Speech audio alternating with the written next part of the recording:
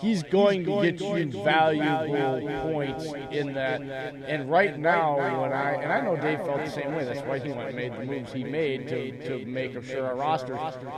I looked at the players I was trading for. It wasn't just the studs.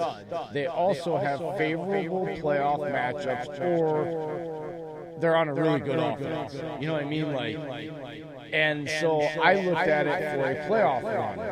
As long as I make that playoff bracket and I'm in it, I had to build my roster to be able to go up against who's going to be the top 6 in the playoffs or whatever. Which Dave actually has a question about our playoff bracket and how that works, because it's actually confusing.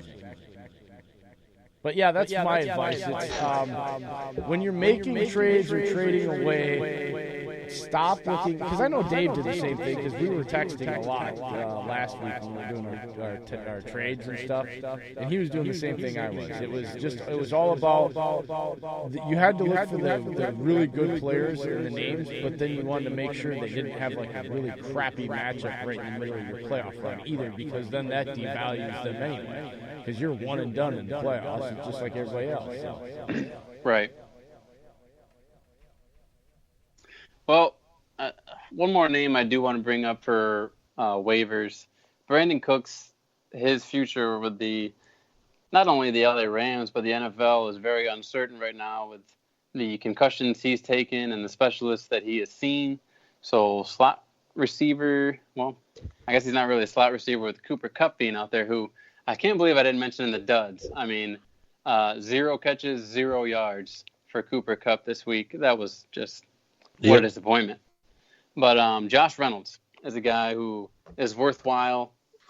Probably, I think he's available in most leagues. I mean, from what I'm looking at here, he's only 9% owned. Do you think the Rams offense played that bad with the wide receivers, or do you think the Steelers secondary stepped up that much? Man, a little bit of both, but I would put it more on the Rams. The Steelers have been stellar, man. If you look at their just turnovers alone from this year with picks and forced fumbles, it's unreal. Minkah Fitzpatrick has been an absolute force. I mean, the guy's got a nose for the ball that we just were not going to see in Miami, apparently. And Joe Hayden's playing well. Dupree and TJ Watt, I mean, those guys have been tearing it up. So that being said, Goff has looked very bad. The offensive line for the Rams has been atrocious. Todd Gurley, I don't believe has had a 100-yard game since last year. And then, I mean, moving outside, we talked about how, Brandon Cooks has been in and out of the lineup. But then you have an inconsistent Robert Woods, who's really just starting to come on. Cooper Kupp, who's been tearing it up, had 0 catches. I don't know how. I don't know why. In the matchup analytics, they said that the Steelers slot receiver or the slot cornerback was the most vulnerable. So Rams are funky right now, man. I've been streaming Jared Goff, and not streaming. I mean, I picked him up off waivers weeks ago, thinking who was foolish enough to let Jared Goff, the puppet of the mastermind, Sean McVay, just hit the waiver wire. Well, now I see why. I mean, after a few great performances against bad defenses. Speaking of the Rams, news just came out about them. Which it might affect their offense on this. Their starting center that got injured last week against Pittsburgh has been moved to injured reserve. Brian Allen, their center, goes down. So they're having another backup come in. Now they face the Bears this week. Tough test. Very tough test. I know it's at home, but you've got the Bears this week. You've got Baltimore next week. So, I'm off of Goff. Yep. Expect some fumbles, too, with a new center. It might come out. Fumbles, handling the ball, the way snaps coming in, everything. You got any other trades there you want to go through? You know what? Even though he went out with an injury, keep an eye on Tyler Boyd. That receiving core is ravaged, obviously, with Ryan Finley taking over at quarterback. Tyler Boyd owners are not excited to have him. I would put my money on most of them having him on the bench right now. And yet, he's the clear-cut wide receiver 1 for that team. If you're in a league where you get points for targets alone, which I happen to be in one of those leagues, it's a great time to have Tyler Boyd. I mean, Tyler Boyd gets targeted like crazy. It's just, are they hitting him in the hands, and what can he do with the ball afterward? But again, as far as someone who you wouldn't have to trade that much for to get, I think Tyler Boyd's a good target.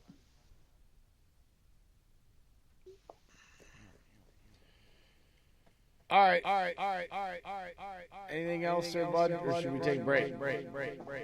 Let's take a break. Yippity skippity. Nikhil Harry's coming back. When we come back, you're going to do stardoms and situms, and then we'll take our long break so everybody can go to the bathroom and get drinks, and then do the power rankings. So when we come back, it's stardoms and situms, folks. We'll be right back in a couple minutes. And if you haven't had enough of our banter tonight, you want to visit NFL Addictions on Facebook.com for all of your NFL banter and chatter. It's not a trash talk site, so keep it clean and keep it cordial. That's NFL Addictions on Facebook.com. And if you still got an itch to scratch when you're done with that, you want to visit Raz Addictions on Facebook.com for their version of the raffle for all kinds of cool prizes, even a chance at winning some cash. You buy a $10 raffle ticket for a chance at winning $100. That's a chance at making 10 times your money. It don't get any better than that. That's Raz Addictions on Facebook.com for a chance at all kinds of cool prizes. Tell them what you've won, Dave. I've won everything from tailgating barbecue sets. That I have a Packers one that I won, folks, for $400. I put $40 down on the spot. I won it, and it was out of 20 spots. It's really worth it. I've also won helmets that are signed. I've won banners that are signed. I've won memorabilia rings. I've won footballs that are signed, and other Packers knickknacks because that's my team. But go ahead and check them out. Cheap, affordable prices for certified, authentic stuff.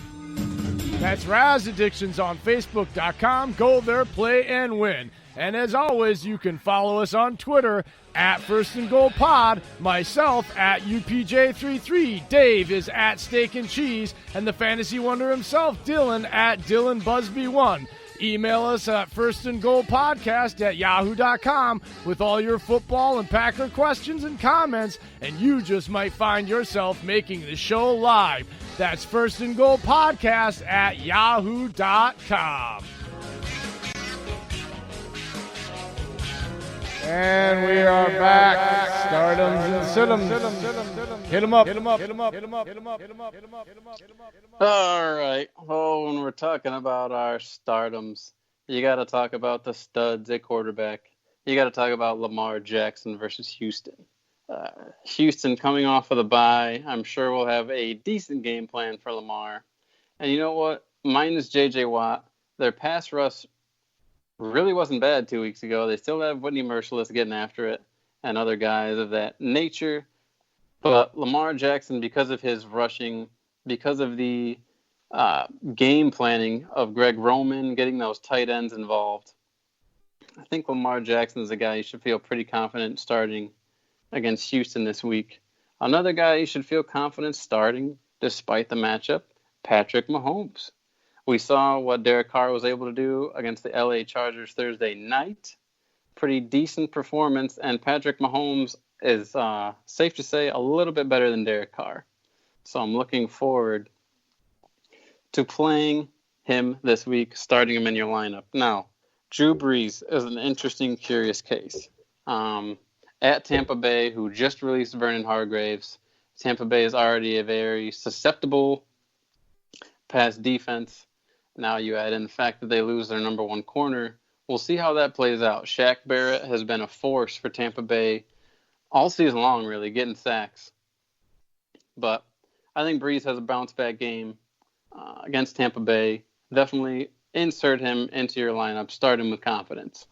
Now, question on that. Yep. I know it's not a stardom situms, but I just want to get your idea on it. So now they just lost to Atlanta. Tampa Bay, we know that Jameis can sling it when he's in the zone. So do you think that maybe Tampa Bay beats New Orleans again, especially now with Lattimore out on injury? Man, good question, but I'm going to say no. Because they won there in New Orleans last year. Yeah, I don't think they have it. I mean, we talked about Mike Jameis's. Evans getting covered only by Eli Apple, and he doesn't have the size. Hey, I can't wait for the pregame show to see if you're willing to put your money where your mouth is on Tampa Bay. Ooh, don't call me out. But no, even though it's in Tampa, raise the flags and blow the cannons and all that bullshit. Just I like. insulted everyone in St. Petersburg and Tampa. Hey, you know what? You root for Tampa. That's what you get. That's what you get when you pretend a pirate ship's real. Okay, guys? Oh, exactly. But then a few more starts for quarterback. I like Dak Prescott versus the Detroit Lions, a matchup that a quarterback of Mitch Trubisky's caliber, of course, could not take advantage of. But Dak Prescott is not Mitch Trubisky. He should be able to take advantage of this weak Detroit Lions defense. Let's see. Who else do I want to throw in here? Josh Allen at Miami is interesting to me. Miami is a great matchup, but we talked about the fact that Josh Allen has thrown for a maximum of 266 yards this year. We're hoping that he gets more done with his legs, but I'm willing to put Josh Allen in the stardom category right now. We'll see if my opinion changes as the week goes on. Then you have Derek Carr taking on the last place ranked Cincinnati Bengals. This could be a situation where Josh Jacobs has such a day that they don't even need Derek Carr. But I'm going to say they do. I'm going to say Derek Carr has himself a game. You can start him with confidence. And then a guy that I'm going to tentatively toss in here as a dart throw, if you will. Someone to roll the dice on. Your boy, Kyle Allen, taking on the Atlanta Falcons at home. Woo! That's right. You know what? DJ Moore, Curtis Samuel are very talented wide receivers. We did not get to see that at the beginning of the season because Cam was banged up.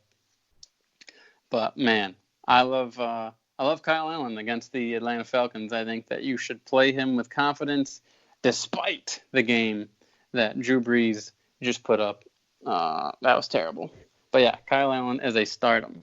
Now, who should you sit? Who are the guys who are going to have a bad week for quarterbacks? You got Kyler Murray taking on the San Francisco 49ers. I know what we just saw with the Russell Wilson. I just don't 2 weeks think. prior, we saw Kyler Murray throw on that defense. Yeah, he was at home. I think that helps. This is going to be at San Fran. It's tough to say sit him, man, but I think this is going to be a scenario where Robert Salah and the boys want to make a statement, and they get after Kyler in this one. So I'm going to say sit for now. I realize I haven't been saying much of these with confidence, but, man, it's just at that point in the year where we've seen different sample sizes from these guys. I mean, Mahomes and Lamar have been steady, yes, but, Aaron Rodgers, Drew Brees, Tom Brady, guys who you would normally expect to just set it and forget it, have been, like, streamable at some point. It's hilarious. And I know, like you said, Rodgers had his game this week because Aaron Jones had such a day. But, man, it's been a wacky, wacky fantasy year as far as quarterbacks go when you consider all the backups that have come in. We talked about Jared Goff earlier. Definitely a sit, in my opinion, versus Chicago. I know he's at home, but Goff's been playing terrible. Chicago has a top-ranked defense. I wouldn't feel confident starting him at all. This hurts to say, but my boy Carson Wentz is a sit this week versus New England. Yes, it's in Philly, but you still don't have Deshaun Jackson back. Carson Wentz's top weapons right now are a banged-up Alshon Jeffrey, Nelson Aguilar, and the newly re-signed Jordan Matthews. So I'm not feeling confident about Carson Wentz. You know who else I'm not feeling confident about? Baker Mayfield. Baker Mayfield takes on the Pittsburgh Steelers this week. Yes, he's at home. Yes, Jarvis Landry and Baker have been showing a pretty nice connection, especially when you compare it to Odell. But, man, this Steelers defense has been getting after it. Baker has still not been protected. I mean, it's a turnstile up there in the offensive line for them. Jay, I know you love to mention